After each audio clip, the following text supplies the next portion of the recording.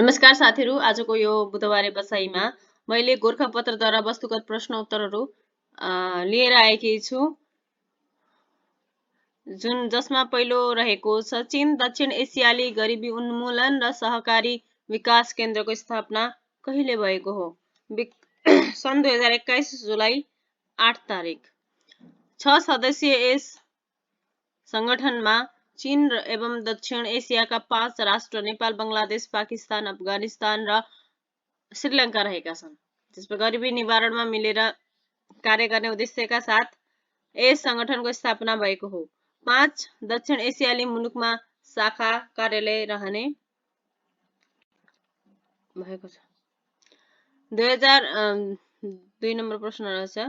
2079 सालको युवा वर्ष मोती पुरस्कार कसलाई प्रदान गरियो? मकवानपुरका युवा साहित्यकार लक्ष्मण बर्तौला बिर्खे अन्जान। यो पुरस्कार राष्ट्रिय युवा सेवा कोषद्वारा हरेक वर्ष प्रदान गरिँदै आएको छ। राष्ट्रिय विभूति युवा कवि मोतीराम भट्टको स्मृतिमा विक्रम सम्वत 2042 मा स्थापित यस पुरस्कारको राशि 42,000 रहेको छ। रूपान्तरणकारी गेम चेन्जर योजनाको अवधारणा पहिलो पटक कुन अवधिक योजनामा ल्याइएको हो? 15औं। सरकारले 2076 फागुन 19 मा 15औं आवधिक योजना 2076-77 र देखि 2080-81 पारित गरेको थियो। 15औं पञ्चवर्षीय योजना अवधिकोमा गरिबीको दरलाई 11% मा सीमित राख्ने लक्ष्य राखिएको छ। यस आवधिक योजनाका लागि आर्थिक क्षेत्रका 39, सामाजिक क्षेत्रका 34, पूर्वाधार क्षेत्रका 40, लोकतन्त्र र सुशासनका 10, अन्तर्सम्बन्धित 2, रूपान्तरणकारी 18 र राष्ट्रिय गौरवका 22 आयोजनालाई अनुमोदन गरिएको थियो। यस योजनामा रूपान्तरणकारी गेम चेन्जर योजनाको अवधारणा पहिलो पटक अंगीकार गरिएको हो। यस योजनामा सुख र समृद्धिका छुट्टा-छुट्टै सूचक समेत निर्धारण गरिएको, जसमा सुखका 6 र समृद्धिका 4 सूचक तय गरिएको थियो। पञ्चवर्षीय योजनाले 25 वर्षीय दीर्घकालीन सोच सहितका लक्ष्य समेत निर्धारण गरेको छ।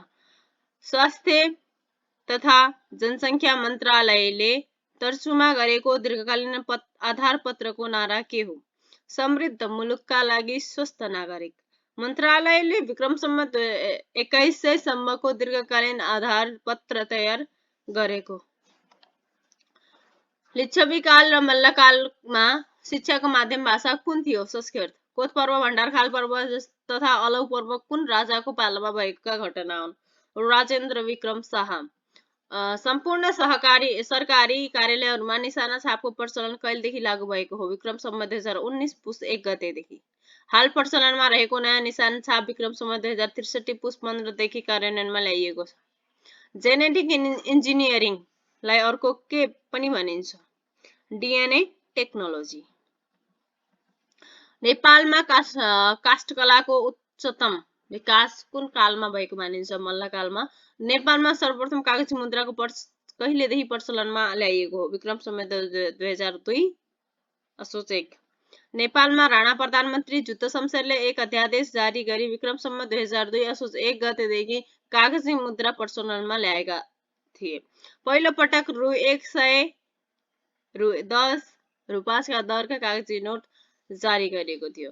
सदरमुलुकी खानाबाट जारी गरिएको ती नोटमा दस्तखत गर्ने खजान्ची जनकराज थिए। गिनिज बुक अफ वर्ल्ड रेकर्डको प्रकाशनको सुरुवात कहिलेदेखि भएको हो? सन् 1955 अगस्ट 27।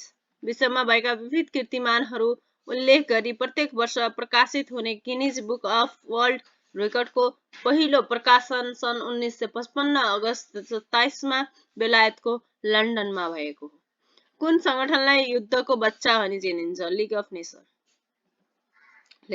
नेसन्स। नेपाली सिक्काको इतिहासमा पहिलो पल्ट अंग्रेजी र नेपाली दुवै भाषामा भएको सिक्का कहिले निकालियो? विक्रम सम्वत 2063 साउन। 1 रुपैयाँको सिक्कामा। नेपाल पृथ्वीको कुन गोलार्धमा अवस्थित छ? उत्तरी गोलार्ध।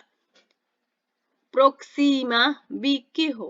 पछिल्लो समयमा वैज्ञानिकद्वारा पत्ता लगाइएको पृथ्वीसँग मिल्दोजुल्दो एवं जीवन अनुकूल रहेको ठानिएको एक ग्रह। प्रोक्सिमा सेन्टाउरी नामक ताराको परिक्रमा गरिरहेको सो ग्रह धेरै हदसम्म पृथ्वीसँग मिल्दोजुल्दो छ।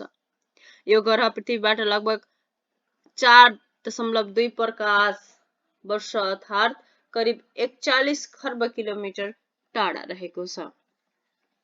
अन्तर्राष्ट्रिय व्यापारलाई सरलीकृत गर्न भन्सार प्रक्रियासँग सम्बन्धित सबै निकायलाई आबद्ध गराउने गरी नेपाल राष्ट्रिय एकद्वार प्रणाली कहिलेदेखि सुरु गरेको हो? विक्रम सम्वत 2077 माघ 13 गते। भन्सार प्रक्रियालाई कागज रहित बनाउँदै सरल बनाउने उद्देश्य राखेको यो प्रणालीमा सरकारी र निजी क्षेत्रका 3 दर्जन भन्दा बढी निकाय आबद्ध हुनेछन्। यो प्रणाली अन्तर्गत निर्माण हुने वेब पोर्टल मार्फत व्यापारीले आफूसँग सम्बन्धित कागजात अनलाइनमै पेश गर्न सक्नेछन्। त्यसरी पेश गरिएको कागजात र त्यससँग सम्बन्धित विवरण यसमा आबद्ध निकायले समेत प्राप्त गर्न सक्नेछन्। यससँगै फरक निकायलाई कागजात बुझाउनु पर्ने बाध्यताबाट व्यापारी मुक्त हुने बताइएको छ। अब यसमा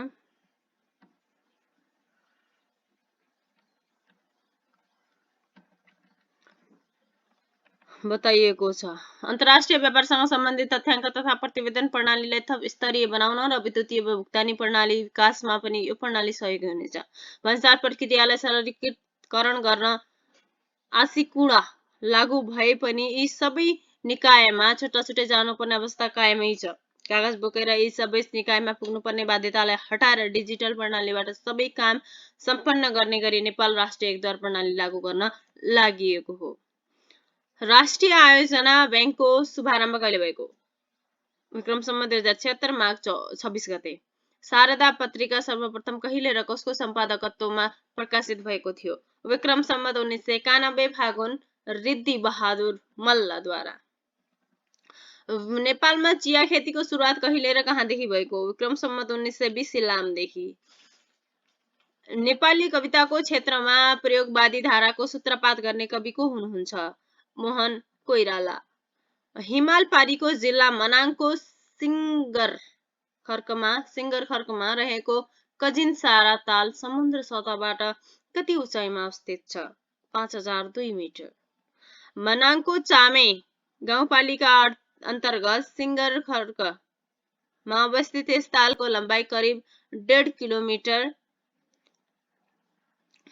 किलोमिटर र चौडाइ 600 मिटर रहेको छ। केही महिना अघि पत्ता लागेको यो तालको उचाइ तिलिचोको भन्दा बढी पाइएपछि अब यो ताल विश्वकै सर्वाधिक उचाइमा रहेको ताल बन्न पुगेको छ।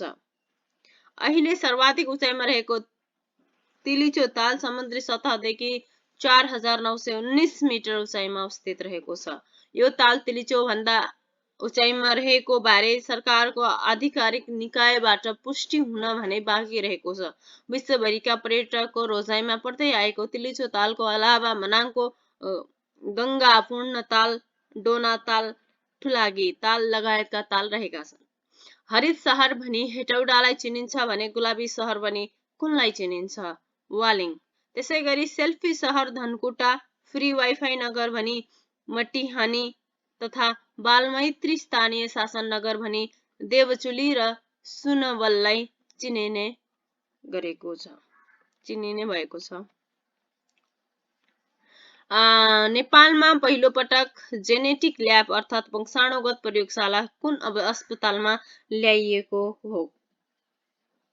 सञ्चालनमा ल्याइएको हो? वीर अस्पताल 2073 साउन 13 गते। विश्व स्वास्थ्य संगठन र स्वास्थ्य मन्त्रालयको लगानीमा सो ल्याब सञ्चालनमा ल्याइएको हो। जेनेटिक ल्याब सूक्ष्म तवरले क्रोमोजोमको अध्ययन गर्ने प्रयोगशाला हो। सार्वजनिक खरिद सम्बन्धी काम कारबाहीमा कहिलेदेखि विद्युतीय माध्यमबाट गर्न थालिएको हो? विक्रम सम्वत 2072 साउन 1 गतेदेखि। सार्वजनिक खरिद सम्बन्धी कार्यविधिलाई अझ बढी पारदर्शी, विश्वसनीय र निष्पक्ष बनाउन विद्युतीय खरिद प्रणाली ई-बिडिङ अवलम्बन गर्न थालिएको हो। विद्युतीय खरिद प्रणाली लागू भइसकेपछि मुलुकभरका सबै सार्वजनिक कार्यालयहरूमा खरिद प्रक्रिया एउटै पोर्टलबाट सञ्चालन हुने साथै यस पोर्टलको सञ्चालनसँगै सार्वजनिक कार्यालयहरूमा ठेक्कापट्टामा हुने गरेको अनियमितता, ढिलोपन एवं अन्य धाँधली नियन्त्रण हुने विश्वास गरिएको छ। विक्रम सम्वत 2070 भदौ 3 गते विद्युतीय खरिद प्रणाली ई-बिडिङ पोर्टलको शुभारम्भ भएको थियो भने सार्वजनिक खरिद अनुगमन कार्यालयको 8औं वार्षिकोत्सवका अवसरमा सिंगल पोर्टलमा आधारित यस प्रणालीको पोर्टल डिस्प्ले मोडेलको उद्घाटन गरिएको थियो। समर जंग कम्पनी स्थापना गर्ने राजाको हुन् प्रणव बहादुर शाह। राणा कालमा यसलाई चपरासीहरूको कम्पनी भनेर चिनिने भीमसेन थापाले यो कम्पनीलाई जेल र अन्य सार्वजनिक महत्त्वका कार्यालयका सुरक्षाका लागि खटाएका। चन्द्र शमशेरले यसलाई सडक र राणाहरूको दरबार निर्माण गर्ने काममा लगाएका थिए। संयुक्त राष्ट्रसङ्घमा उपमहासचिवको व्यवस्था कहिलेदेखि गरिएको? सन् 1998। संयुक्त राष्ट्रसङ्घको पहिलो महासचिव क्यानाडाका लुइस फ्रेसेट सन् 1998 देखि 2006 सम्मका हुन्। हाल संयुक्त राष्ट्रसङ्घको उपमहासचिवमा नाइजेरियाका अमिना जे मोहम्मद रहेका छन्। दुई मुलुकबीचको सीमारेखामा स्थापित सीमा स्तम्भबाट दुवैतर्फ 10-10 गज चौडा खाली छोडिएको जमिनलाई के भनिन्छ? 10 गज क्षेत्र। दुई क्षेत्रबीचको कसैको पनि अधिकार क्षेत्रभित्र नपर्ने मानिएको चौडाइमा 10 गज बराबर हुँदै लम्बिएको सीमा क्षेत्र हो। यस क्षेत्रमा दुवै देशको कानून र प्रशासन लागू नहुने प्रावधान रहेको छ। सीमा रेखालाई सुरक्षित राख्न 10 गज क्षेत्रको प्रबन्ध गरिएको हो। 10 गज भूमिमा कसैले बसोबास गर्न नहुने, आवाद भोग चलन गर्न नहुने अर्थात् मानव रहित एवं आवादविहीन हुनुपर्ने अन्तर्राष्ट्रिय नियम रहेको छ। यही कारणले 10 गज क्षेत्रलाई मानवविहीन जमिन भनिएको हो। एसिया प्रशान्त क्षेत्रका 15 राष्ट्रद्वारा आरसीईपी नामक व्यापारिक सम्झौता कहिले गरिएको हो? सन् 2020 नोभेम्बर 15। सम्झौता गर्नेमा चीन, जापान, दक्षिण कोरिया, अस्ट्रेलिया र न्युजिल्यान्ड समेत रहेका छन्। युरोप, अमेरिका र मेक्सिको बीच पनि यस्तै प्राकृतिक व्यापारिक सम्झौता गरिएको थियो। आरसीईपी को धारणा चीनले ल्याएको हो। प्रस्तुतकर्ता टङ्क केस।